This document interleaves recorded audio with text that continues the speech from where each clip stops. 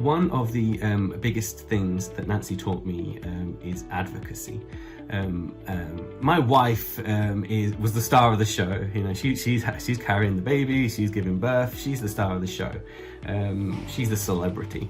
I'm everything else. I was, logistics, stage manager, production. If that was a film, I was everything else. And Nancy showed me my role and what I had to do, and I'm not just a a hanger-on. Being an advocate, so being my wife's voice and strength at a time when perhaps she wouldn't have either of those things, was really important. So a couple of examples. One, before the birth, we had a scare, and we thought that we were perhaps going into early labour. We went into hospital, and they said, right, okay, cool, we're going to inject you with some steroids, inject the baby with some steroids, in case she's born early, because her lungs won't be very strong, so this will help her lungs have strength and she'll be able to breathe on her own. Okay, and this is us talking to the doctor, because we know how to be advocates now. Hang on, what's the risks, what's the benefits of doing that?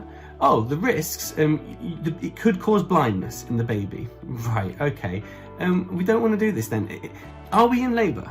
No, you're not in labour yet, they say to us, but you might be. But we're not yet, so how about we wait and see? Okay, cool, we can do that. We can wait another 24 hours and then do it. Wow, okay. So we had to step up, and we had to say that to the doctor.